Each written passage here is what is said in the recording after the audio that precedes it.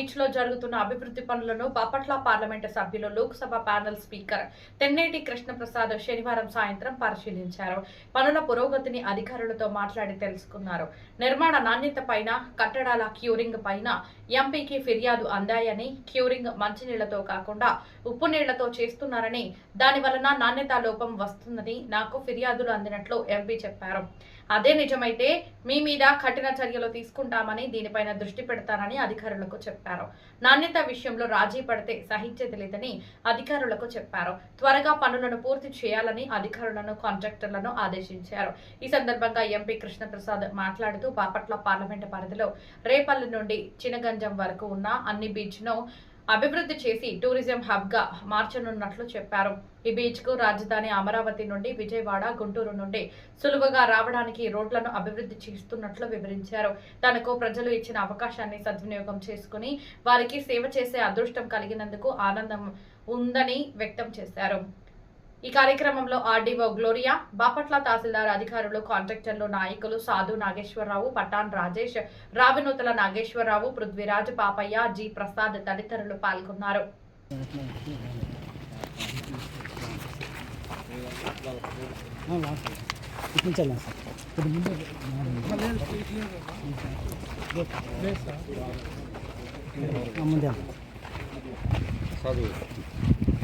ఢిల్లీకి వస్తూ ఉంటారు, మనం తీసుకుంటాం.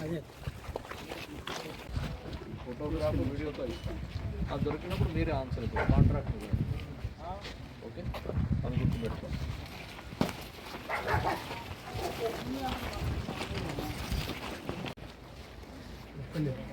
Ali and leader, what are these leader?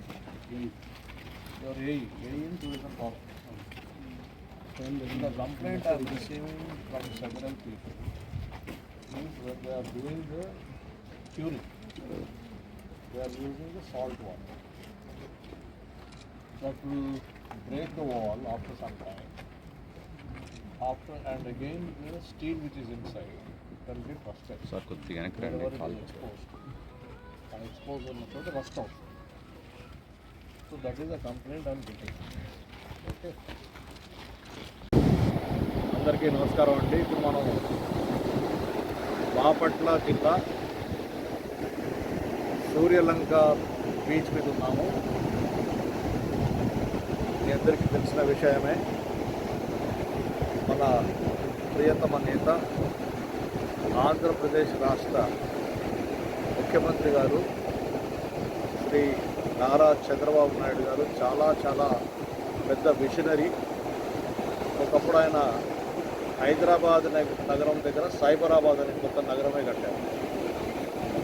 అది ఇప్పుడు సుమారు 4-5 లక్షల మంది ఐటీ ఉద్యోగస్తులు పనిచేస్తారు. అసలు అక్కడ చూస్తూ ఉంటుంది సింగపూర్, న్యూయార్క్ అని కూడా చాలామంది ఆడుతున్నారు. ఇప్పుడు మన ముఖ్యమంత్రి గారు అమరావతి మహానగరాన్ని కట్టడానికి చాలా పెద్ద స్టెప్స్ తీసుకున్నారు. చాలా మటుకు వర్క్ స్టార్ట్ అయిపోయింది. అక్కడ పెద్ద మహానగరం అక్కడ కట్టబోతున్నారు. వర్క్స్ చాలా స్పీడ్గా జరుగుతాం. మరి అటువంటి మహానగరం అక్కడ అమరావతిలో వచ్చినప్పుడు ఆ మహానగరానికి అక్కడ వచ్చేవాళ్ళు, బిజినెస్ వాళ్ళు కావచ్చు, పెద్ద కంపెనీస్ కావచ్చు, చాలా పెద్ద జనాభా ఒక మహానగరం వస్తుంది. కాబట్టి వాళ్ళకి ఎప్పుడైనా సరదాగా ఎక్కడైనా పోవాలి అంటే సూర్యలంక చాలా దగ్గరలో, కేవలం ఒక గంట లోపటే సూర్యలంక బీచ్కి రేపు పొద్దున్న అమరావతి మహానగరంలో ఉన్న వాస్తవులందరూ ఇక్కడికి వచ్చేస్తారు. వచ్చి ఆహ్లాదకరమైన వాతావరణంలో ఇటువంటి బీచ్ని ఎంజాయ్ చేయడానికి వస్తారు.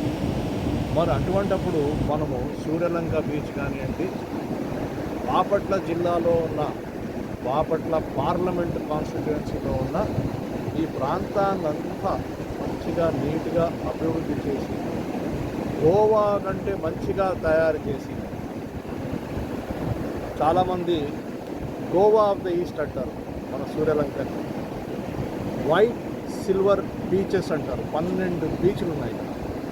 100 కిలోమీటర్ కోస్ట్ లైన్ ఏదైతే ఉందో మన బాపట్ల పార్లమెంట్ కాన్స్టిట్యుయెన్సీలో 12 బీచ్లు ఉన్నాయి. ఈ 12 బీచ్లో మహత్తరమైన ఒక పెద్ద బీచ్ రిసార్ట్స్తోని 5 స్టార్ హోటల్స్తోని బ్రహ్మాండమైన వాతావరణంతో పర్యాటకులకి యావత్తు ప్రపంచమంతా ఇంటర్నేషనల్ టూరిస్ట్ ఇక్కడ రాబోతుంది. ఇప్పుడు మనం చూస్తున్నాం ఎక్కువ శాతం మనకు వచ్చే టూరిస్టులు హైదరాబాద్ నగరం నుంచి వస్తారు, ఇటు విజయవాడ గుంటూరు నుంచి వస్తారు. 6 నెలల్లో చాలా పెద్ద మార్పులు గురించి మనం చూస్తాం. ఒక సంవత్సరం తర్వాత ఇంకా పెద్ద పెద్ద మార్పులు మనం చూడబోతున్నాం. ఎక్కడైతే మనకి అటు బాంబే నుంచి కానివ్వండి, గోవా నుంచి కానివ్వండి, ఢిల్లీ నుంచి కానివ్వండి, బెంగళూరు నుంచి కానివ్వండి, అన్ని ప్రదేశాల నుంచి మనకి చాలా పెద్ద ఎత్తున లక్షలాది మంది పర్యాటకులు మనకు రాబోతున్నారు. మరి అటువంటి పరిస్థితుల్లో మన సైడ్ నుంచి మనం ఏం చేస్తాం? సో విజనరీ మన ముఖ్యమంత్రి గారు శ్రీ నారా చంద్రబాబు నాయుడు గారికి విజనరీ ఆయన ఇచ్చిన ఆదేశాల మేరకు నేను బాపట్ల పార్లమెంట్ సభ్యుడిగా సూర్యలంకకి ఒక ప్రాజెక్టు ఏదైతే మన ప్రభుత్వం ద్వారా వెళ్ళిందో, రాష్ట్ర ప్రభుత్వం వెళ్ళిందో, సూర్యలంకకి 97.53 కోట్ల రూపాయల బడ్జెట్ శాంక్షన్ చేయించి ఇప్పుడు ఆ ఫండ్స్తోని పెద్ద ఎత్తున ఇక్కడ సూర్యలంకలో మనం డెవలప్ చేస్తాం. అయితే రాష్ట్ర ప్రభుత్వం 3 ప్రాజెక్టులను పంపించింది పోయిన సంవత్సరం కేంద్ర ప్రభుత్వానికి. ఒకటి ఈస్ట్ గోదావరి జిల్లా, రెండోది సూర్యలంక, మూడోది కడప జిల్లాలో గండికోట. అయితే మొత్తం స్టేట్ మన మొత్తం కంట్రీలో ప్రాజెక్ట్స్ అన్నీ ఉన్న బడ్జెట్లో సరదాలు కాబట్టి ప్రతి రాష్ట్రానికి 1-2 కేంద్ర ప్రభుత్వం కేటాయించుకుంటూ పోతూ ఉంటే ఆంధ్రప్రదేశ్ రాష్ట్రానికి అటు ఈస్ట్ గోదావరి జిల్లా, అటు గండికోట 2 శాంక్షన్ అయ్యాయి. సూర్యలంక ఒకటి మిగిలిపోయి ఉంది. అది నెక్స్ట్ ఇయర్ ఇస్తాము అని చెప్పాను. అయితే నేను గజేంద్ర సింగ్ షేకావత్ గారు అని టూరిజం మంత్రి గారి దగ్గరికి వెళ్ళి నేను రిక్వెస్ట్ చేస్తున్నాను, అయ్యా ఇది నా కాన్స్టిట్యుయెన్సీ, ఇది మా ముఖ్యమంత్రి గారి పెట్టిన స్పెషల్ ప్రాజెక్ట్ ఇది. ఎందుకంటే మా అమరావతి రేపు పొద్దున్న కడితే ఇక్కడ మాకు ప్రాజెక్టు కావాలి, అక్కడికి వచ్చే వాళ్ళందరికీ కూడా మాకు మంచి ప్రాజెక్టు కావాలి. పదే 4-5 సార్లు పోయి కోరుకుంటే ఆయన సరే అని విష్ణుప్రసాద్ తెన్నేటి గారు మీకు కూడా నేను ప్రాజెక్ట్ ఇస్తాను అని మనకి ఆ ప్రాజెక్టు శాంక్షన్ చేస్తూ 97.5 కోట్ల రూపాయలు శాంక్షన్ చేశారు. ఆ శాంక్షన్ చేసిన ఫండ్స్తోని మనము ఇక్కడ టూరిజం డిపార్ట్మెంటు, టూరిజం కార్పొరేషను ఇక్కడ కొన్ని ప్రాజెక్ట్స్ శాంక్షన్ చేశారు ఆ డబ్బులతో. ఆ వర్క్స్ ఇప్పుడు ఏం జరుగుతున్నాయి, చేస్తున్నారా లేదా అని నేను ఇన్స్పెక్ట్ చేయడానికి వచ్చినప్పుడల్లా, ఢిల్లీ నుంచి వచ్చినప్పుడల్లా ఇక్కడ సరాసరి ఫస్ట్ ఇక్కడికే వచ్చి నేను తీసుకొచ్చిన ప్రాజెక్టు ఎలా ఉంది అని నేను మళ్ళీ ఇన్స్పెక్షన్ చేసుకుంటూ వస్తున్నాను. పోయినసారి వచ్చిన దానికంటే కొంచెం ఇంప్రూవ్మెంట్ ఉంది, ఇంకా చాలా చేయాలి, కొంచెం ఇంప్రూవ్మెంట్ ఉంది. చిన్న కంప్లైంట్స్ వస్తున్నాయి, క్యూరింగ్ దగ్గర సరైన వాటర్ వాడట్లేదని, అవన్నీ సర్దుకుంటాయి. అవన్నీ నేను వాళ్ళకి వార్నింగ్ ఇచ్చాను.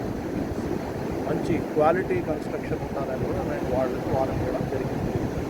అయితే ఈ విధంగా మన విజనరీ లెజెండరీ ముఖ్యమంత్రి గారు శ్రీ నారా చంద్రబాబు నాయుడు గారి నేతృత్వంలో ఒక ఇన్స్పెక్షన్ చేయడం ఏంటంటే, మొత్తం ఈ తీర ప్రాంతంలో ఏదైతే టూరిజంకి సంబంధించిన, టూరిజంకి పనికొచ్చే ఈ 12 బీచ్లు ఏవైతే ఉన్నాయో బాపట్ల పార్లమెంట్ కాన్స్టిట్యుయెన్సీలో, ఇక్కడ రేపల్లె నుంచి మొదలుకొని చిన్న గంజాం వరకు అంటే బాపట్ల, చీరాల, మొత్తం చిన్న గంజాం వరకు ఎక్కడెక్కడైతే ఉన్నాయో ఇప్పుడు మాస్టర్ ప్లాన్ తయారు చేసి ఎన్ని డబ్బులైనా సరే ఖర్చు పెట్టి 500 కోట్లు కావచ్చు, 1000 కోట్లు కావచ్చు, ప్రభుత్వం పరంగా మంచి రోడ్లు వేయడము, ఎలక్ట్రిసిటీ సప్లై చేయించడము, డ్రింకింగ్ వాటర్, అన్నిటికంటే ముఖ్యం డ్రింకింగ్ వాటర్ ఇవ్వడము, స్వచ్ఛ భారత్ అంటే మళ్ళీ మనకి ఏదైతే బాత్రూమ్ ఫెసిలిటీస్ కానీ, డ్రైనేజ్ ఫెసిలిటీస్ కానీ, ఇటువంటి బేసిక్ ఇన్ఫ్రాస్ట్రక్చర్ అంటారు.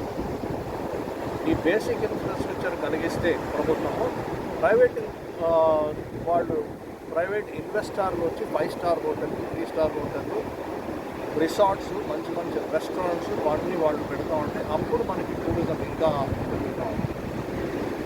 నాకు ఏమాత్రం సందేహం లేదు, ఇవన్నీ జరుగుతాయి. Just matter of time. 2-3 సంవత్సరాల్లో చూస్తాము, మనం చూస్తాము. ఇక్కడ ఉన్న ప్రాంతంలో టూరిజం బీచ్ రిసార్ట్స్ ఏదైతే ఉందో మన బాపట్ల పార్లమెంట్ కాన్స్టిట్యూన్సీలో బ్రహ్మాండమైన వాతావరణం మనం తీసుకొస్తున్నాము. అయితే ప్రజలకు కూడా చిన్న బాధ్యత ఉంటుంది. ప్రజలకు ఉన్న బాధ్యత ఏంటంటే మన అలవాట్లు మార్చాలి.